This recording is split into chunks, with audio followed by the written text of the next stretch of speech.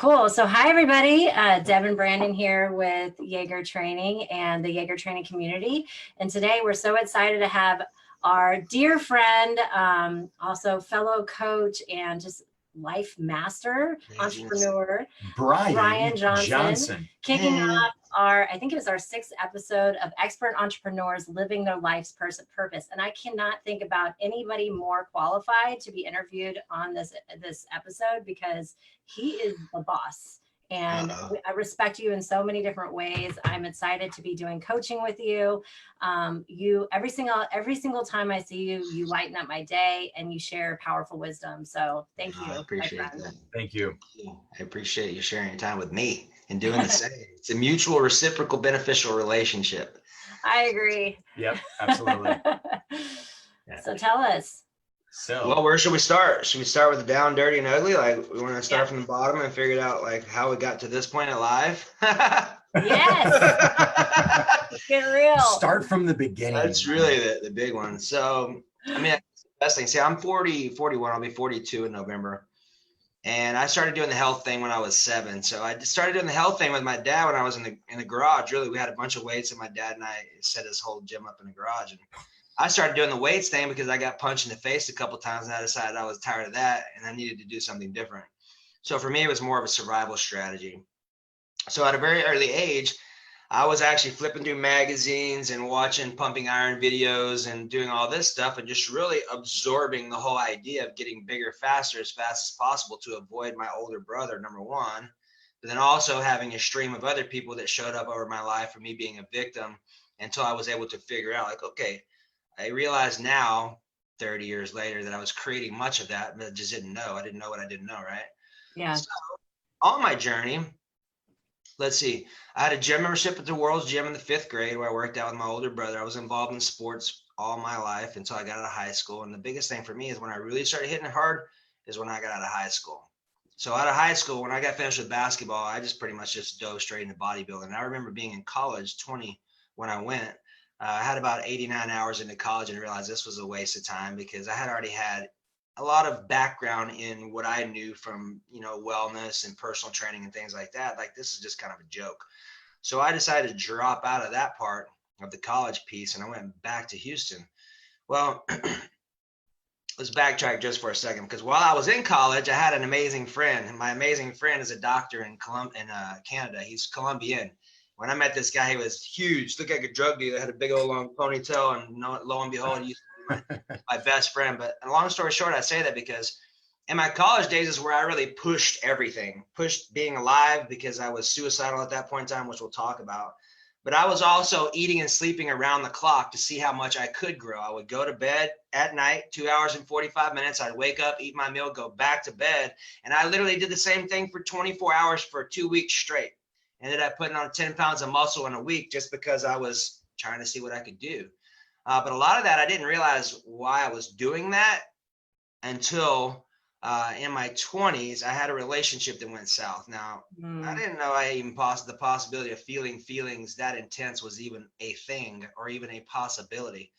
But nonetheless, it was. And a relationship went south. And when we did, that's when I had some real life experiences show up because I stopped loving myself. I didn't know that I did not in the first place, and really just that's when all my drugs came into play.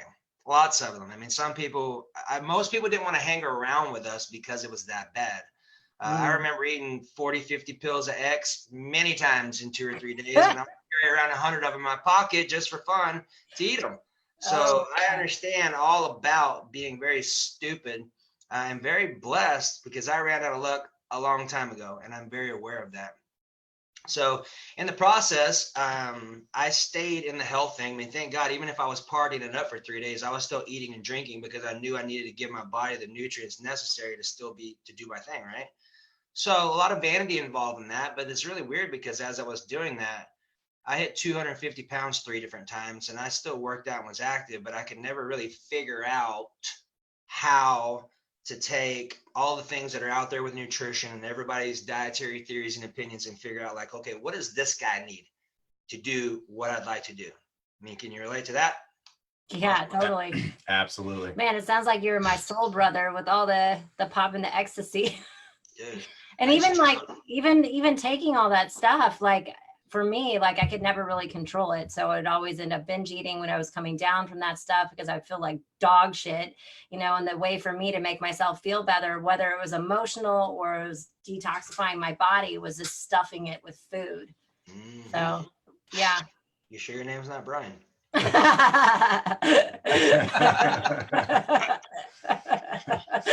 you relate? Yeah, Maybe this should be the body of our podcast. It's turning into that very quickly. Yeah.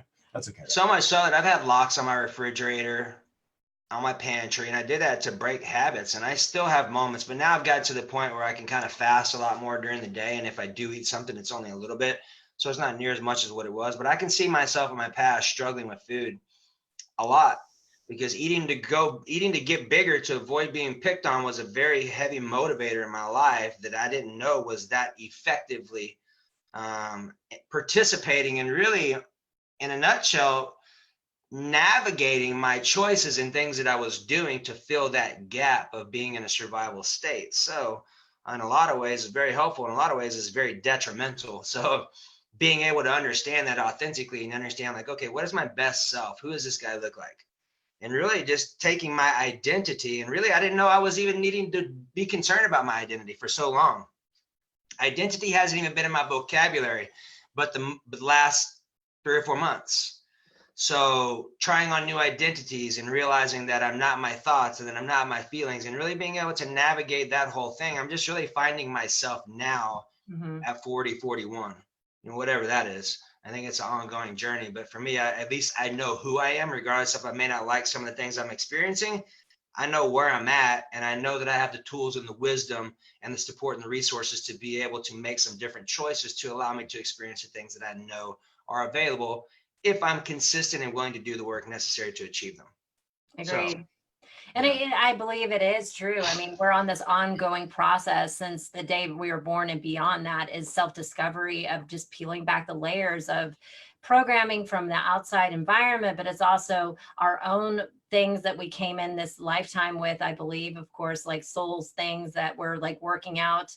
Everybody has a different belief system on that, and just peeling back the layers and trying on different things and leaning into that, figuring out it doesn't work, and taking off the mask upon a mask upon mask. I remember that I was at this really, really powerful personal evolution training, and I literally was just raw and like in tears because I felt my life was shattered, because I remember saying to my mentors, like, I don't even know who the fuck I am. And she's like, I don't either. Nobody does. And I was like, oh, she's like, do you think we all have it figured out? Like, why the fuck are we here?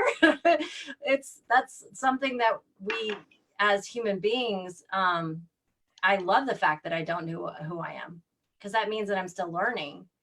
And I'm glad I don't know everything there is to know, because that means I'm still learning. And it's fascination with the curiosity of us as these students in this life. And so for the people that don't know, it's like you're still going to learn. It's an ongoing journey. There's no end to this. You don't want it to be to an end. Yeah. That'd be crazy. I think there is no end. Yeah. And it keeps going. It's ongoing. Yeah. So it's like, okay. You said a very good word. The word fascination, I find, is important. Really being able to use that word in lieu of frustration. The biggest thing I'm finding is really being able to understand that there are tools, and a lot of those tools are very simple word shifts and adjustments, which is why I love language patterns so much, because it really allows me to shift vibrational or experiences or moods or feelings or attitudes and emotions quickly when I can understand that I'm maybe not feeling as ideal as I know is available. It allows me to kind of start making some adjustments and to be able to articulate that. And I find that those are so important. I mean, if anything, on my journey, language by far has been the biggest tweak for me. Yeah. Hands down, it's the number one. I tell my clients all the time, I say, look, it's the fastest way to upgrade or downgrade your life, no matter who you are. So. Agreed. Yeah. So how was it? Okay, so you were in college and you're popping these e-pills. Like, how did it progress? I mean, it sounded like that was the beginning of the unraveling. Yeah, well, yeah. Unfortunately, it got way worse than that. So I'm way past all this for 10 years, so I can't get in trouble for this anymore. I noticed it got way worse. I remember having hundreds of the thousands of them show up in certain places. I got to where I was messing with them, paying for bills, dealing them and using them and dealing them and using them. And my drug experience was nutty. I remember, I was thinking about that today when we started talking about this. I remember there were many days upon years where I would have things, would wake up with things, I would go to bed with things, I would have things for lunch, I'd have things for fun. I was just a way of my life. And now it's like, God, how could I possibly have made it through that? And I know I made it through that for a reason. That's to be able to share the things I understand how to do, and to help other people that are in those spots that maybe not understand there are ways to be able to get out of it. I didn't know personal development was a thing at that moment in time, but I always had a desire to learn. Like I always dove into geeking out on whatever I enjoyed. And that's one thing I'll say lovingly about myself, is that I've always done what I love to do, regardless of whether it was popular. I didn't care whether I was getting paid for it. I'd figure it out, but I wasn't going to do something that I didn't like doing, because I've had jobs before. My dad, bless his heart, he got me a job being a laborer. That should give you a hint, right? In Houston, Texas, I remember being in a gasoline refinement unit, fucking still operating, 120 degrees in the middle of summer, completely humid. I remember being in fire retardant coveralls, having hard hat on with the goggles and steel toe boots and gloves and all kinds of shit. And I remember like being 100 foot in the air on a scaffold with a 100-pound jackhammer, and I was like, fuck this. This is not for me. I'm not interested in with manual labor. So I remember taking naps in the porta potty, just piled up. And I was like, God, that's a very vivid experience for me. That was very helpful for me. Very good contrast. Yeah, I find. So yeah, that's what kind of really got me knowing for a fact that I was uninterested in using my body to create my living in my life. I'd rather share my thoughts, ideas, and wisdoms and be able to do that and figure out how to do that for people who are ready to take the journey, really. So, yeah. Well, it's interesting you said language, right? And language, we say this in our training, language doesn't just describe the world you live in. It actually determines where you live in the world. People, I think, out there, when we say that, they're like, yeah, that doesn't really mean much or resonate with you. It's like, listen, language is everything when you think about it. Like the words you use, the words you say, it means things. What's the meaning that you're getting out of it, right? And that's so like, I don't know, it's such an You do know. Yeah, I think that was one of the main reasons why I was so attracted to both of y'all, outside of y'all being amazingly beautiful human beings. I find that a lot of where I come from in the conscious language realm with my coach is that language is a big deal, and it's all based off of scripture, which is why I love it, because most people, for the most part, won't argue with scripture.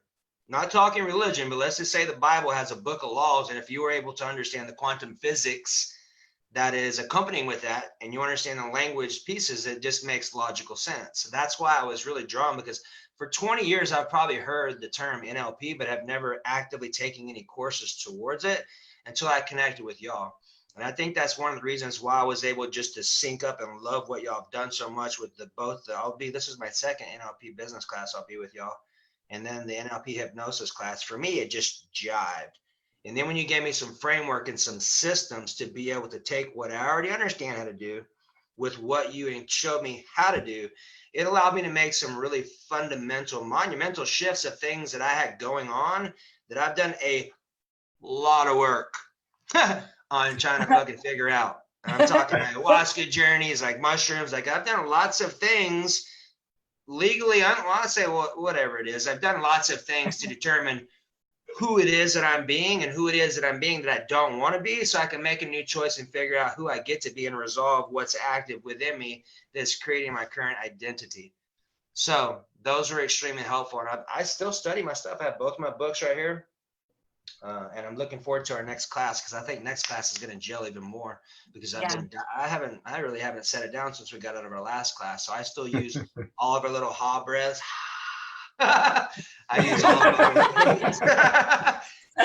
I love, you know what I love about you, Brian? I love that you're like a student of life. Like, yes. I will say one thing, for a lot of people out there, I think if they could adopt like just 10 or 20% of what you've got when it comes to Like there's so many coaches out there that are like, oh my God, your competition, and I got to beat him and I got to beat her. And like, I think like if we just break down that whole competition barrier, I mean, I don't know if you agree with this, but I would even suggest to remove it completely and just focus on creation. Yeah. 100%. And that's what I think you're so great at. Like I've never felt competition when, I mean, you and I, we did the Qigong thing together. We've done a bunch of stuff together. And it's just like, I never felt like it was like a barrier. And I think so many people, if they're in the same industry, they instantly think, oh, that's competition. It's like, it's actually the opposite. I think there's more that we share in the same industry than in a different industry. And I just sense that a lot when it comes to coaches. Like as soon as like we give a little bit of advice, they're like, oh, I don't know if I should take that. I don't know. It's definitely a barrier there, but I love that you're a student of life. You're always open to learning something else that somebody's sharing, you know, and we keep an open mind to everything. Like I love all kinds of different techniques, modalities, and there's no one way to change, just start changing. And I love that you're such a student, and with like the fascination, it goes back to fascination. Like you have this childlike curiosity that you carry with you everywhere you go, and child life in a good way, like meaning like total filter free. We're going back to school. I have done a lot of work to create that as a way of life as frequently as possible. Well, that's how you learn the most. I mean, I think it was and it's noticeable too, which is great. Or was it Diltz, one of the founders of NLP, one of the early founders? He's like, people forget about what NLP truly is. It's a process of modeling. He's like, the whole reason why we created it is to go out, first learn the skill set of NLP of how to break down the code of modeling, and then go out and find things to model and be fascinated and be like this childlike filter-free curiosity to where you really truly can get inside somebody's head and learn how they tick. And having an attitude to do that. Yeah. Like the right attitude to want to model. Like there's great things about Brian. It's like, we want to model that. Everything about Brian, like I say, is NLP. Every time, I mean, everything, like whenever I'm around you, I just have fun. I feel good. I feel lifted up. I feel supported energetically. You always have something brilliant to say that's super, super wise and deep. I'm like, oh, I never even thought of it that way. I don't know. I just like I receive that. I appreciate that. Super grateful for you in our life. And anybody that's watching this, you know, connect with him, because he is a library of information that's super, super powerful. I remember the first time I ever talked to you on the phone, and you actually kind of made me nervous. I get the same way, so it's okay. I get nervous when I'm around y'all too, because it's only because I know that when I'm in the midst of higher level people, when I say people who are awake, then my things are going to come up. So I notice that I get nervous, but I also say, I know what, they're going to love me and share these things with me in a loving, which is very important, because for me to feel secure, like I've cried like a fucking baby. Like literally, I had no idea what was about to happen when I was with my coach. And literally, I was fucking filming the whole thing. Like I was there as a student to film the thing, not to participate in class. Something happened. I get in the seat and my coach starts talking, and this guy has a knack for, I'm not even gonna say making people cry, for creating a conversation, a question that positions them with the opportunity to cry if that's what's necessary, and most of the time it is. He basically pulled some stuff out that I was feeling with my brother when my brother passed it in process, and man, I cried like a baby for a long time. So now I cry all the time, and I just really just give myself permission to do it. It's like, I'm going to cry for a minute, I'm just going to let it be okay, and just do it for a long time. I was super embarrassed about that. I think that's one of the biggest things. Like I never really got into the whole past life thing, but the more I'm thinking about it, like, you know what, it just makes sense. There's stuff like Brandon was, it's showing up consistently that I have fucking no idea where it came from. It keeps coming up, and it hasn't been in my life because I haven't experienced. So there's something going on that has happened that I am unconsciously aware of, that is my body's responding to, and I'm very aware of that. So I find that really fascinating. There's two things I'll add to that. My mom is the main reason why I have a great attitude, because at a very young age, she just grilled me. The big A, your attitude, like that just was ingrained in me. Like when I was in jail for 7 months, with writing letters with a fucking beard, laying on my stomach, fat and completely out of shape like this. You see that? Oh, damn, that's awesome. Yeah, literally my ass was jiggling when I would write letters on my stomach. That's how out of shape I was compared to that one. I say that because jail is really what kind of saved my life, but it really didn't, because I got back into a stream of things when I got out, which was really interesting. Even though I did a ton of work while I was in there, I didn't have any tools to do the work. Tools are absolutely golden.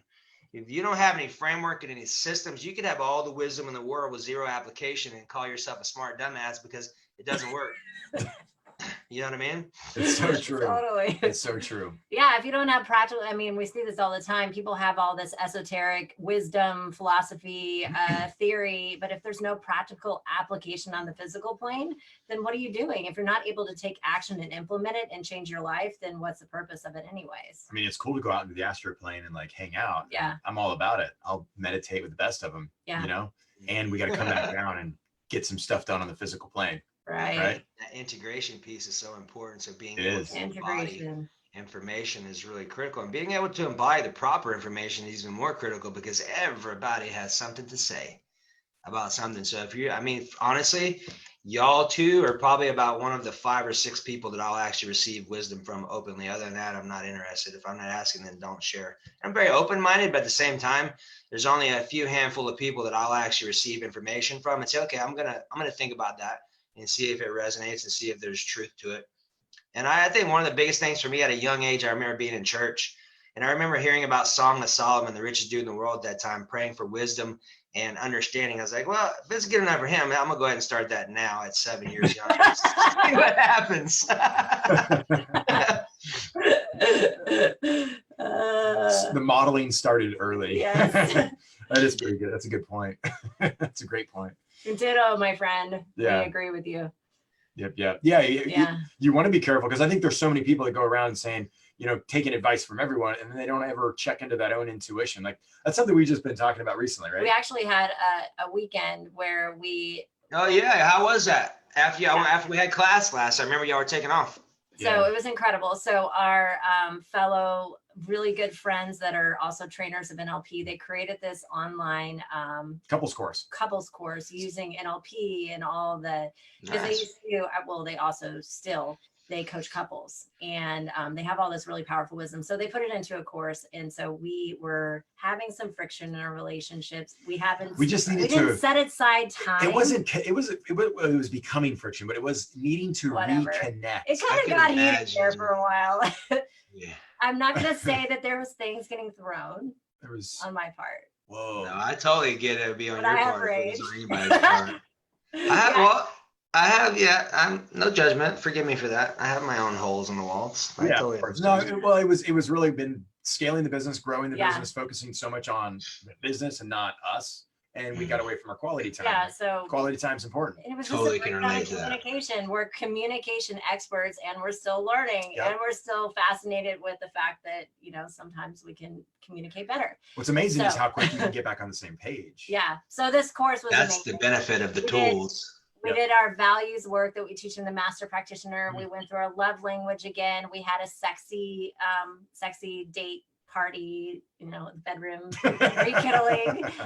We wrote out our goals. It's like, yes, we did. So, you know, it was great because we hadn't been down to Fredericksburg. And we rented an Airbnb. And it was just a weekend for just us. And I got to tell you, I think more couples, if they don't do that, they should. You don't have to go spend a bunch of money, but get totally agree with that, man. Away someplace that's close, or at least get a weekend to yourself. I think that was even a quality invested hour. Yeah. Sure. I find is very critical to be able to navigate a relation. Like Penny and I have been together for 14 years. So she literally has been with me through everything, good and indifferent and bad. And then we have a daughter too. So us being able to take that time and to be able to connect is really important for us to be able to stay conscious to do that, because life happens and it's going to quickly. Yeah. So that's the benefit of having the tools, like the stuff we use in our business prac and the NLP class and the hypnosis, is that having the tools, understanding life's going to happen, how much it impacts you and for how long is very dependent upon your ability to understand what the hell is going on and what kind of tool I can use to mitigate the process to create a different result. So that's why the tools are absolutely critical to be able to have and to use, and to be able to be a practicing practitioner, whatever you want to call it, because they're very critical. Yep. Yeah, it was so powerful. Just us taking time away. And there was just so many different things that, because we work together, we're in the same house, like we're just always on the go, and we put the business really high on our list because we're scaling it, that we just didn't have that quality time. And when we used to live in California, we would, whenever we felt this coming on, we would pack up the car and we'd go to the mountains. We'd go and camp we'd just or be in nature. get away from. And so we got away from nature, and we got away from our old process of decompressing and talking and just being us with nothing else. Yep. And so this was really helpful. Plus we spiced in some really, I mean, we used to do this around the campfire. We would, get out our journals and be like, babe, what do you want to create next year? And like write out and, mastermind and dream together and do all those things. And we hadn't done that in quite some time. And being outside is like the component for us is really, Totally get it. I do. I go walk outside many times. As a matter of fact, you familiar with the guy, Dr. Udo's? 369. What, really? I had him on my Facebook page last night. We did a Facebook Live for about an hour. Cool. Dr. Udo's, the 369 fat blend. Does that ring a bell? At the grocery store in the bottle? You got to check it out. Anyways, long story short, this dude sold like 25 million bottles of that stuff, and he's endorsed by Tony Robbins. He's 77 now. We had a long chat last night on a Facebook Live, and he has some phenomenal information. And one of his book he just came out with is called The Total Sexy Health Book. And it all relates everything back into nature, which is really important. I know for me, when I'm feeling off my rocker, I make it a point, like it's on my success list to go outside almost every hour for at least 2 to 3 minutes just to get outside. That's why I brought this inside today. Yeah. Your little flower. I needed some nature inside. So I think nature is absolutely an important part of creation. And I have my best ideas while I'm in nature. Agreed. Totally agree. And that's why we do our morning ritual outside in Barton Springs. And though we weren't allowing ourselves just to stop. I think that's the big. I can understand that. There's a big difference between doing and being. Yeah. Like we were like hiking the dog, and then we have time. We only have 20 minutes to do our morning ritual meditation before we have to get back so we can get into Barton Springs and then do it for 20 minutes. Swim, so it wasn't just home. like Medium. So it was really cool. So that incredible, just amazing what you can rekindle. I feel like we rekindled how we were in the beginning of our relationship. How long have y'all been together now? Since 2013. So it's going on like almost 7 years, like 6.5, something like that. Yeah. Somewhere in there. And the beginning of the relationship was really rocky too, because we were also working through some stuff. The first year was a rough year, but it was good for about the first 3 months, and then reality. It was great for like 5 months, and then it was I like can understand that. Never. we got through the honeymoon phase. Quick, I tell people, I say, look, let's be honest. When you start dating someone, you're really dating a representative for the first 6 months. Maybe if you're not living with each other and you're not having day-to-day interaction and life doesn't happen, you may be living with a representative for a long time. Years. So having some It's tools. real when you move in together. Yeah. Yeah, it's all. I find it's, and Penny's walking in right now from a walk. I find it's always a perfect match. It's amazing because I think I told y'all this when we came out of our first NLP biz class. I was telling Brandon this. I was talking to Riley and I was mirroring and matching her, just practicing my little ninja tricks to staying fresh. And about 3 times of me mirroring her body language, she's like, "What are you doing?" She picked it up, and it was funny because we got into the movies. Her and I were at the movies, and I was sitting there, and she was sitting to my left, and all of a sudden I took a deep breath, and she wasn't even thinking about it. Her body goes, she goes, "Oh my God, just take a deep breath." I'm like, "Yeah, what does that mean?" So it means we're on rapport. Such an important skill set. Like I find what y'all are teaching is, I think it honestly should be mandatory in every human being's education, because until people learn to understand who we are truly and not what we've been led to believe that we are, and until we have the tools to be able to articulate that, we're going to find ourselves in more situations like what are already available. So for those of you watching this, if you're kind of on the fence or you haven't, or maybe you have, you should still do some more, and you should continue to do it because the prices are absolutely amazing. You make your money back super quick, I would say, if you know what you're doing, or actually applying the tools would be even better use of that. So if you haven't checked it out, check it out for certain. Appreciate that. Thanks. I want to get my daughter in there. Well, how, you know what? I wonder how I took her to Qigong 2 years ago. That was a nightmare. The youngest we've ever had was 13. And I'm Correct. telling you this, he is such a genius. He still is. I think he's probably pro soccer player. He was struggling in school and making D's. And after, it was a little different of a training. We were doing timeline therapy, and we did a lot of the goal setting, future pacing stuff that we teach in the first day of the 3-day business. And he like figured out what was important to him and what he wanted to create for himself. Oh, that's amazing. He literally raised his grade point average in 6 months to, I think, B's and A's. It was incredible. Just by Clarity learning will that go a long simple ways. math. Yep. That's great. That means Kids get it faster than adults because they don't have all that lifelong programming. They don't have the baggage. They don't have the stuff.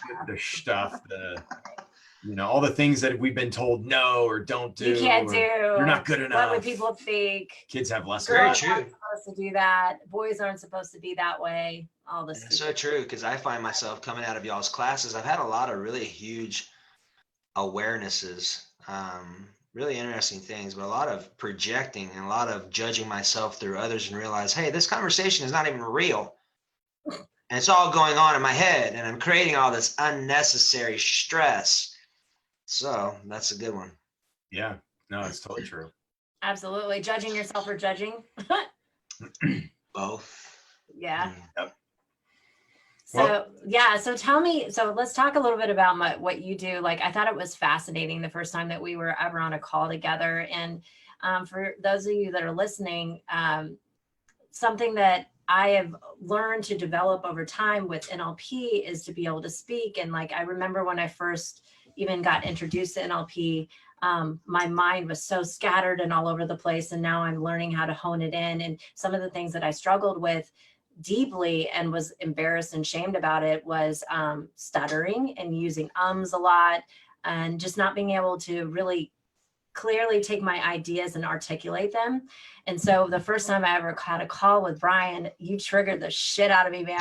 And I was like, I try to explain what we do, and I'm like, I can't even talk. I felt like the first time I had ever done a training and literally nothing came out right, like my marbles in my mouth, and I'm like, what the fuck? And this is not a good representation of an NLP trainer. But then you started talking to me and talking me through it, and here I go with my ums and scratching my face and doing all the things. I wasn't even paying attention. Well, I heard the but I didn't get I got the rest of it, but I wasn't curious on that note.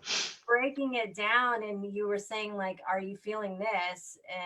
And then it like hit me, and I'm like, absolutely. And this is something that I feel unconsciously pretty much every time that I say or the stuttering that I was doing too. So I thought it was extremely fascinating. I'm excited for our first coaching appointment. So we can set that up too. So, the things that I really find that are most fascinating are language. And what Deb's talking about is very simply what I've been blessed to know and understand and really be instructed on is understanding patterns. So, for example, if we're talking right now and I said, and today was a great day. Well, to most people, it'd be like, okay, today is a great day. They would never have looked at the first part. If they did, it would have been a judgment, or maybe like this person has a stutter problem or something like that. But here's what I'm going to invite you to consider. For every human being, that's not an issue. It's not a problem. It's actually a perfection returning once the symptom is recognized as a blessing, which is important. And that's where I think why I'm able to create results with people is because I'm looking at it from what's returning versus what's wrong, which is very important. It allows me to operate in a different level of grace with zero attachments and being able to say, okay, what miracles can I use to bring in that type of information, right? So the stutter part, 3 is representative of sorrow. So if there's an and, hey, the word's pretty much irrelevant. It's the number that's golden, because when you can recognize what you're saying and you're interacting with people, like I've gotten to the point by doing this so long, if I'm doing this and I'm talking and I hit a stutter, I'll scan my body, and it's typically 100% accurate, which means if I'm feeling my feelings and I'm not shut off, what'll happen is my body will be tight in my chest or my throat. So when sorrow is active, 3, stutter. When sorrow is active, it's going to show up in your throat or your chest. Now, it's important because if you don't understand the body language piece, or even better than that, if you don't love yourself and if you've made a commitment consciously or unconsciously to not feel your feelings, first thing we got to do is just say this out loud. Just say, I give myself permission to feel my feelings, and it's okay. What that does, that kind of opens the doorway. And remember, the doorway opens towards you. You don't have to kick it in. It's very important mentally, right? Like, let me in. It's like, oh, okay, the resistance is something that I'm creating. I'm not understanding yet. So being able to understand this, the stutter patterns is golden, because that's what allows me to help people no matter where I'm at in the world. Because here's what happens. The reason why that happens is because your higher self knew I understood how to help you out, period. When I'm around anyone, I don't care who it is, their body is doing something. And I don't know them, but we're in rapport because their higher self knows that, okay, if I can get this guy to get a message through, my partner over here, my human flesh meat suit, can actually move forward past whatever it is they're stuck through. And I don't think there's an ending. I think this is an ongoing journey and situation. So whatever that means for you, just know that the biggest adjustment that I was making, that I got to make, was it's not going to be done. One day all your problems are going to go away. That's not realistic unless you're just high all the time. And that's not really realistic, right? So being able to understand that problems in life is going to happen, and they are here because they are teaching us things. And here's another thing too. And this might be very helpful for y'all if you're not already using this or in alignment with it. I find that one of the biggest, there's a butterfly, interesting. There's one of the biggest things that I have come across that's been really helpful for me is taking the labels off of people. Mom, dad, girlfriend, wife, partner, friend, coworker, boss, whatever. Take the label off and just say, how can I see this person as my teacher? And when I can honor that and authentically align with that, it takes the resistance off, so I can see things differently that I would be doing, because more than likely they're just mirroring to me what I'm already doing. I'm just projecting it or picking it up, and where I haven't put the pieces together, like, okay, what is this person showing to me? Why am I drawn to this person? There's obviously something that they have that I've given away, or that I have given up along the way, or stuff that is no longer a piece of, and that's why I'm drawn to them. So just really being able to take that piece, like, how can I see this person as my teacher, especially the ones closest to you? I find for me, doing that has probably alleviated a good 50 to 60% of unnecessary stress, because it helps me understand quickly, because I can tell, like, for example, and you'll know this when I share this with you. So when you're hanging around with people that are close to you in your life, you're going to find that you're in rapport with them, which means Penny and I can finish each other's thoughts like you two do all the time. I'll be thinking something and we'll be driving down the road and her body will go sloughing off burdens. I'm like, well, that's interesting. And then I'll have other thoughts and I'll process and think, and her body goes, I'm like, oh, that's interesting. She has no idea what's going on, but I totally am aware of exactly what's going on. And her body's mirroring. And here's where it gets even more interesting. I figured this out yesterday at the gym. I was at the gym, had some thoughts coming on. Somebody walked past me and their body mimicked the body language that I was looking at. I'm like, oh my God. Is this really happening?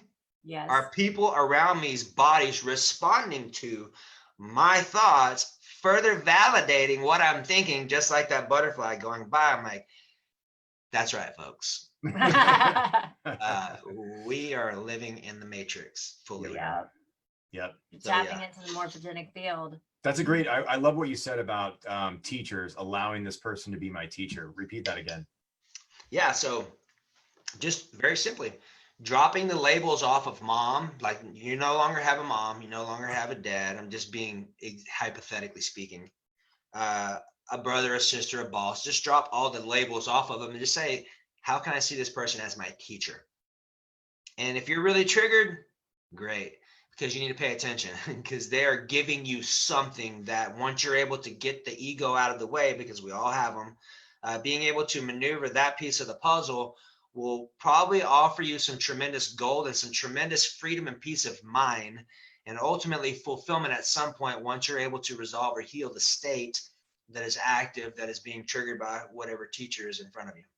Absolutely. I mean, love that. It's the brilliant. People that trigger us the most are the greatest teachers if we choose to listen, watch, and hear, and really do the work around it.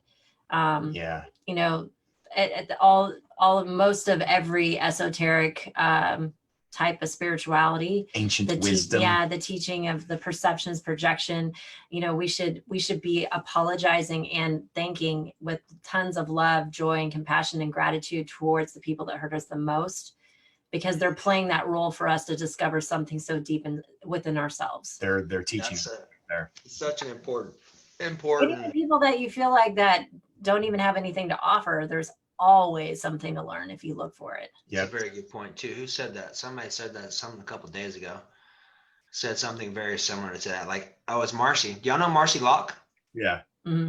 So Marcy was talking about this, and she was talking about how she was hanging out with a guru in a mountain, and on the way up to the mountain, there was a lady who was taking forever to get out the mountain, and everybody was getting their ass up there to go sit by the guru, right, and hang out and just catch some vibes off of him. And somehow or another, Marcy got hung up behind this person. She says, okay, I'm supposed to be here. Something's supposed to happen. And sure enough, when she gets up there, the guru dude goes, hey, you come over here and sit right here in front of me. So even though she thought she was going to miss everything, she completely was on point, on purpose, and was in a better spot by being held up than she was if she would have hurried up. So I think the important takeaway for me, and you can choose to use it if it works for you, is really just being patient. God, what is that word? Patience. I think is that how you say it? Fuck. Patient? It's such an interesting word, patience. Patience. Yeah. Patience and moderation. What is that? My first thing. That's maybe the second time I've heard that word, moderation. I'm like, moderation? What is that? Quitters. Everything in moderation was never really a good terminology I understood how to do. Today I find that's probably the biggest thing as I get older is realizing patience and realizing that you do what you can with it. And that was another main thing y'all share with me too. Interesting. I choose to make this fun and easy. There's another thing that y'all share with me that was very helpful. And that was, we do the best we can with the resources that we have. And I find that to be very helpful for me to let certain people off the hook that I'd like to punch in the face. That's awesome. It was a great blend. There are those people, and unfortunately they are our teachers, and they're doing the best they have with they're doing the best they can with the resources they have. And it's like, oh, they just are so limited. They're limited in the resources. They're limited on resources. We got to have compassion for those peeps. Yeah. That's another word too I picked up from y'all is compassion. And I'm working on that with my interactions with people, because that's something that I've really had a challenge with is empathy. Mm-hmm.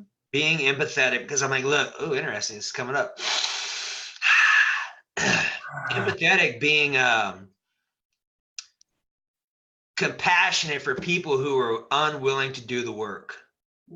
I have very, very, very little patience for that. That's not my projection at all. That's Brandon's. God, I'm always coaching really? on that one. Man, you got to be willing just to dive in and deal with the pain. That's the one thing I said at a really early age. I believe 17 years young is when I made this commitment. It's like, I'm willing to do whatever is necessary to be successful, and I don't care what's involved outside of being unethical. So being willing to go face first into the pain and just deal with whatever comes up, I find it's important. For me, the reframe though for that is like, if you do believe in past lives and people are in and out of different lifetimes for certain reasons and purposes, we don't even see the reason why they're here. Maybe they're supposed to be asleep in this lifetime or not willing to do the work. There's something that they're here for that's unique. And like, we can't see that because we only see what's in our reality. In the big picture, if you scanned out to the entire Akashic records of all the soul's consciousness and all the different patterns that are connected, there's a purpose for what they're doing. It's just that we can't see it because we're down in the details. I totally agree with that. That's something like, as far deep as we've gone into personal growth, it's like it all kind of comes back to that perceptions projection. It's like that person that you see, you meet, whatever client, however their projection, sometimes you just cannot stand them. There's that something you can't stand about this person. That is you. And I'm like, hey, if you caught it, you got it. I'm like, how could it possibly be me? Yeah, no, that's the hardest part. My coach told me that. I was with Marcy and Chris Stubbs in Cancun in the middle of the jungle back in like January, and just right when it cost January 1 mark, like 4 or 5 years ago. And one of the statement, do either of y'all know Chris Stubbs? Sounds familiar. Sounds familiar. Don't know. I love Chris Stubbs. He's amazing. That dude's got some fucking serious wisdom. I'm like, God, he's done a lot of work. And I don't say that about very many people, but this dude's legit. I picked up a lot of information from him, very helpful. One of the things I picked up from him was, if you caught it, you got it. Like, oh, that's very good. Yeah, after I got butthurt about it, reframe it. And it's like, okay, maybe he's on to something here, Brian. Let's be open-minded. Because the most expensive thing you could ever own is a closed mind. Yeah, it's so true, because there's so many things, I mean, because we're together all the time, that trigger him. And I'm like, that doesn't bother me at all. But I see it from a completely different point of view. And so there it lies, and vice versa. There's certain things that like trigger me, and he's like, what are you talking about? They never said it that way. That's so interesting, isn't it? Yeah. Everybody has their own filter going. I'm like, wow, what is the truth? There is no truth. Yeah, what is the truth, right? Whatever you believe is your truth. Wow. Yeah. Well, that was I think projections. Sorry, but there was projection of like, it bothered me and it didn't bother you, and then later the projection hit you and you're like, oh, that's why it bothered you, and then it hit you later. Yeah. You caught it a little late. Well, and it's so interesting too, just to watch your reality and the state in which you live and what you attract, and like how they come in closer and closer and closer until you're like, right here. Hello.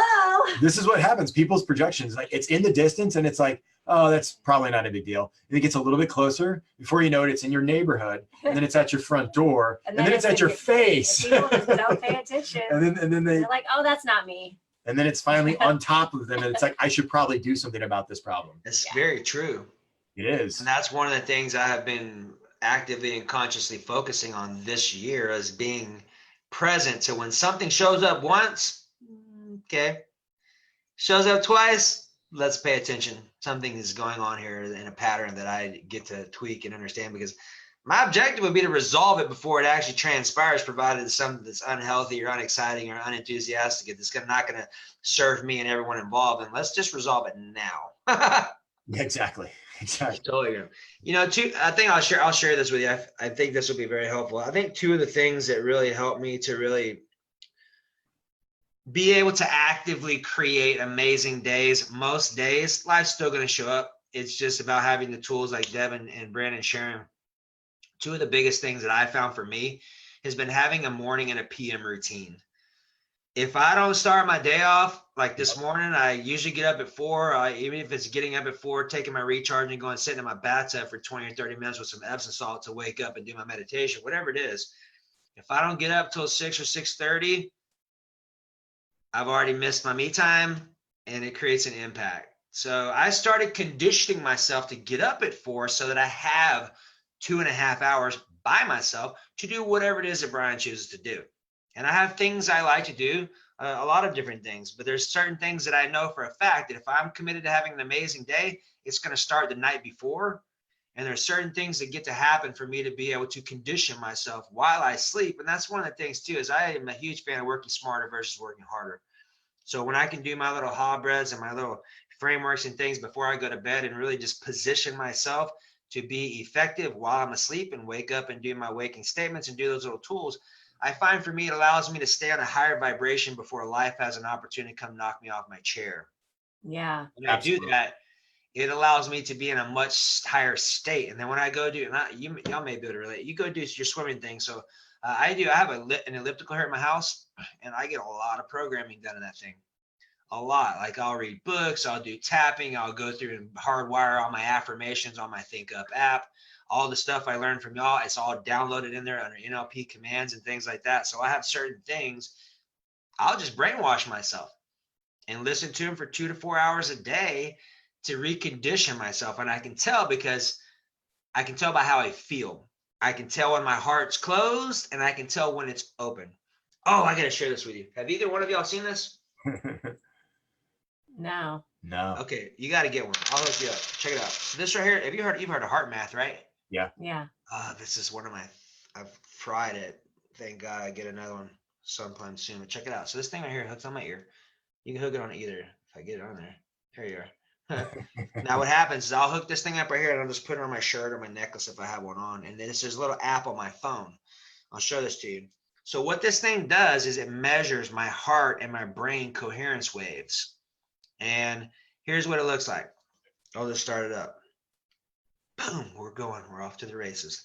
So the reason why I love this thing is because this gets out of the realm of theories and opinions. I know for a fact, for the most part, when I'm in a high state of coherence, and this data will tell me in real time whether I'm in alignment or whether I'm not, or if I'm in the midst and I need to make a new change, okay, or a new breath shift, or, you know, enter a state of gratitude for a second to get my vibe back up. Here's what'll happen.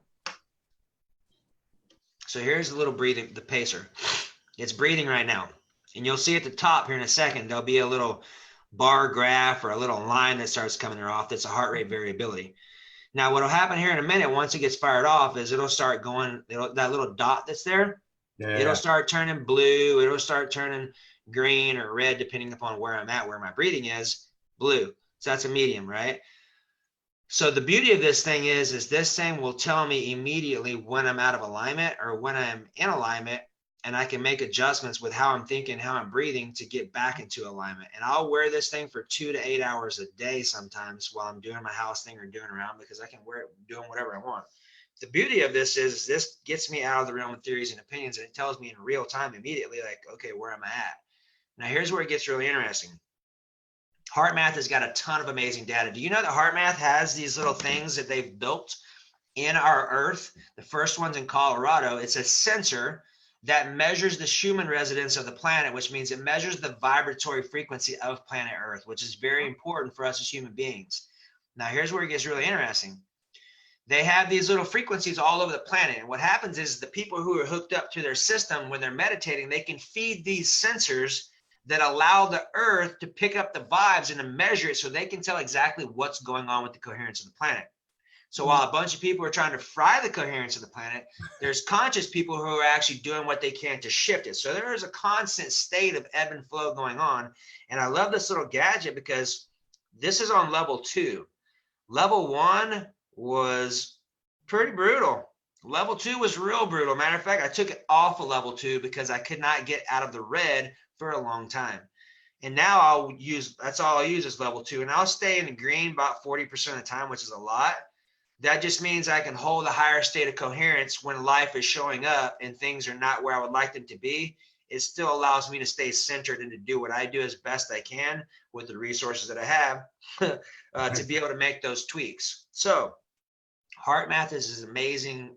They've got a lot of information. Like, did you know that the heart has 50,000 sensory receptor thingies on it? And what it does is it's actually more important for our body and intuitive and higher function than it is the brain. Like the heart, they're finding out, is actually pushing the signals to the brain.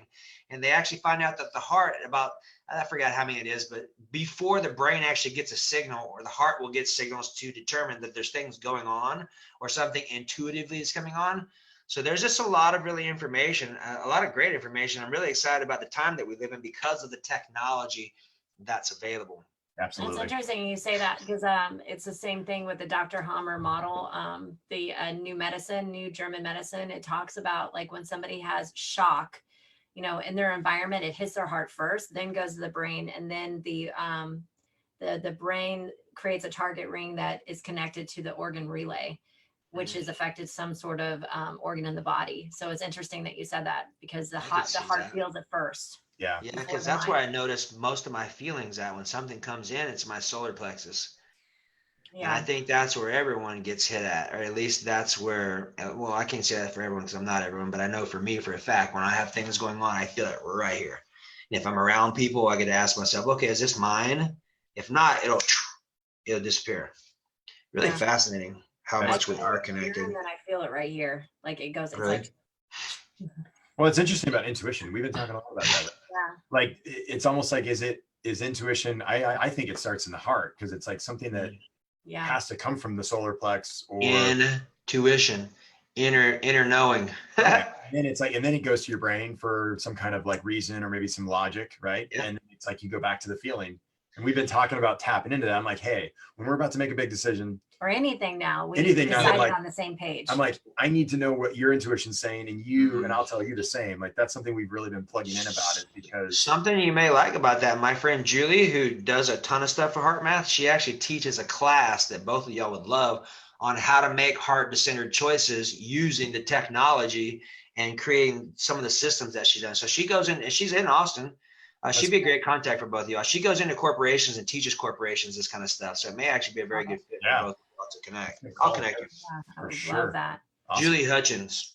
She's an amazing human being. She's actually a conscious language. I met her through Bob, but she's great. That's who I get my little gadgets from, and that's who I send all my people to get them from. But here's, you say that about the intuition piece, and what I've been noticing is more recently, I've had some things unlocked here recently. I can tell by how things are going. There are some things that have happened that I notice when I have thoughts, like what Brandon was talking about, like being able to know that's from my heart. Like I will have thoughts that will come from here and go up versus the top. I'm like, that's weird. And then when I have things that I'm processing, like I had a huge release yesterday. I was at the gym. I was using this kind of like this. I was using one of these things with a huge vibration unit. Like you got to put a mouthpiece on that thing. It vibrates so hard. And I was laying on it like right underneath my belly button.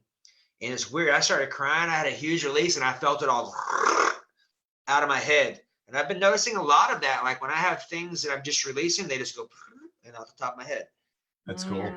That's awesome. Yeah. Big emotional releases are so cool. Yeah. They're so amazing. I don't know, hopefully people listening to this aren't thinking we're crazy, but it's so like tapping into that and letting it go. It's so powerful. I got over the crazy part a long time ago. We're definitely crazy. Yeah, we are. Yeah. That's okay. Yeah, well, one of the prayers that I there. always say when I'm doing my meditation is like unconscious mind, which connected to our higher self. Allow me to see what I need to see before I need to see it. Let me hear what I need to hear before I need to hear it. Let me feel what I need to feel before I need to feel it. Connect with who I need to connect with. Connect with the intuition. And I believe that when we are actually listening, we can predict everything. Like we can make very smart, intuitive decisions. As long as we're talking about it, we made a pact with each other that every time that we make a decision that we're going to talk it out. And because a lot of times my intuition will say something completely different than his. And so like really figuring out, where's that coming from? What's the filter that's creating that intuition? Is it coming from scarcity mindset, or is it coming from prosperity and abundance? Just really like talking it out before we move forward. Because my filters are going to catch something different than hers, and vice versa.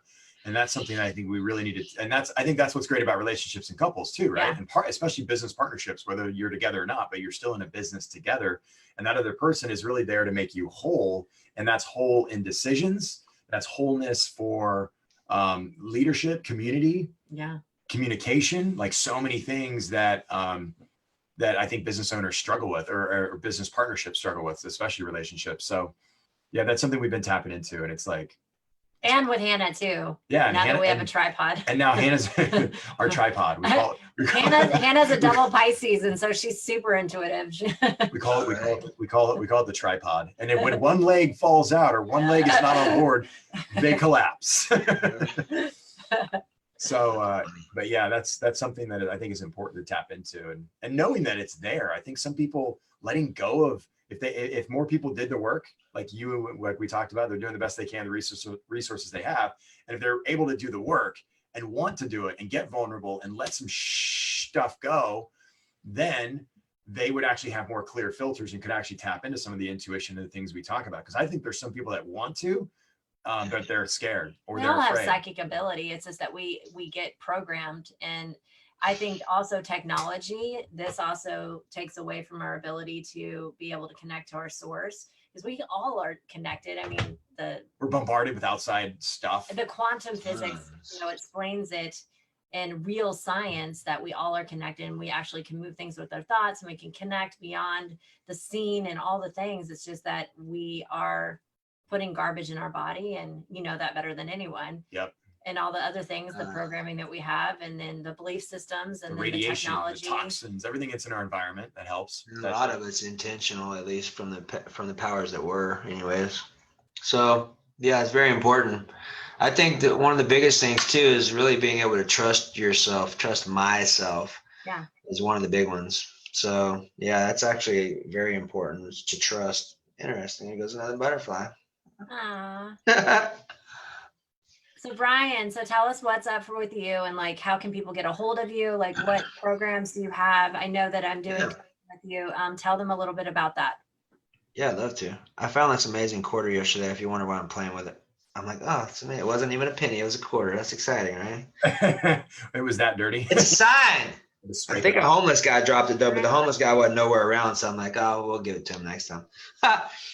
So what I'm really doing is really helping busy professionals create transformation stuff by understanding how to master the basics. So a lot of times that comes into fulfillment, peace of mind, feeling better naked, has everything to do with nutrition, has everything to do with integration of lifestyle tools. It's still working. This thing has been through the ringer, man. Literally, I broke it, and the whole freaking prong to charge it is messed up. So my friend's gonna get me another one. You're rough on your equipment. This is like my fourth one. Yeah. I used that one. When Brian gets equipment, he breaks it in. Literally. Yeah, I definitely broke it in. I got excited about that. But basically, what I like doing is taking people who are serious and committed to doing the work because it's work. You know what I mean? And diving into the things that are keeping people unhappy, unhealthy, and unfulfilled. And that comes in a lot of different ways, but I found most of the time, and this is working with well over 100,000 people, I find really 99% of it is about not loving themselves and being able to get clear on when that transaction showed up first, being able to do the work around it, but then being able to take the tools like from Deb and Brandon and being able to integrate that information into your life. And then I tell my clients two things. Any of the ones that are coming aboard, I say, look, are you in a relationship? And they say, yeah, I'm in a relationship. I say, okay, great. Is your partner open-minded? Sometimes. Okay, well, here's what's going to happen. Should we choose to move forward? One of two things is going to happen, guaranteed. You're going to huddle up and get on the same page, or you're going to split up. There's no in between. Because once I start showing you who you are and we start bringing in the scriptural and spiritual and universal laws to things and you start aligning with them and you start trusting me and doing what I'm sharing with you, you're going to grow at such a fast rate that you're going to have a massive gap between your partner energetically and you are, and it's no longer going to be magnetic. You're going to repel each other because you're going to get disgusted with each other because you are growing over here and your partner over here is more interested in watching foosball and drinking beer. And I'm like, look, if you want to do that, do that. But what I'm going to show you, you're going to get out of alignment with that really quick. I have zero interest in watching football. My business partner, Rob, he's 26 now. He was 17 when he cracked his first million. I said, Rob, do you watch football? He laughs for a minute. He goes, man, I have no interest in watching someone else live out their dreams. Love that. Like, yeah, I'm the same way. Can't, small talk doesn't really work. So, I mean, if you're really interested in connecting, just shoot me a text or something and I'll be glad to have a conversation with you. But just, here's the thing. If you're committed to being your best and you're willing to do the work, well, I have lots of ways to be able to do that. Well, there's lots of ways. That's the beauty of me doing this for so long is I have lots of ways. And sometimes there's things I didn't even know I had until the conversation comes up. I'm like, oh, this is what you need. I found that 20 years ago. Here, enjoy yourself. So being able to take that piece to someone's puzzle in their life and figure out how to incorporate their life, how to incorporate their family, how to incorporate their best self so they can be the best versions of themselves for their business, for their employees, for their partner, yada, yada, yada. But it all is going to come with you being you first. I think that's the most important. The biggest takeaway I have is the scripture says, love your neighbor as you love yourself, which means you must love yourself first. Interesting. I had a little choke up on that. Maybe there's some work I get to do. Could be possible. And here I'll share it. I don't think it's ever done. There's times when I oscillate out of it and I didn't realize that I stepped out of loving myself because I made a judgment on myself or I did something. So just know it's always things to do. But the important part of having frameworks to plug into is absolutely golden because your time of being in the trenches of life can be minimized significantly when you have the proper tools or the proper ladders and the proper things to get out of there. It can make a massive difference between you having a shitty hour versus a shitty week versus a shitty rest of your life. So big difference, being able to have the tools and the support and have the resources and the guidance of somebody who's been through that kind of stuff to say, hey, take a deep breath, Say I choose to make this fun and easy. I give myself permission to forgive myself. I give myself permission to love myself, and I recommit to my best self and go do what you know how to do. A lot of times it's something that simple, but if you don't know how to do it, it's not that simple. So that's where I can help out. I love it. Amen, brother. And if you're watching this on the replay, that we are interviewing Brian Johnson, an amazing expert entrepreneur. And what's your coaching? It's called Rapid Results Coaching. Yep, Rapid Results Coaching. I got something I do called a 30-day challenge, which I find is very effective because it's 30 days. Small group settings and phone call, but I also do one-on-one stuff too. My Rapid Results Coaching is a number of things. It's just me depicting what you need to do first, which a lot of times is going to be language, body language, tools, nutrition, whatever. Figure all that stuff out. I've got all those tools to help you out. Just keep it simple by just rapid results. That's Cool. the easiest way. I love it. Love it. It's beautiful. Yeah. Well, thank you for coming on today. Thank you for having me. Appreciate both of you. So much. Yeah.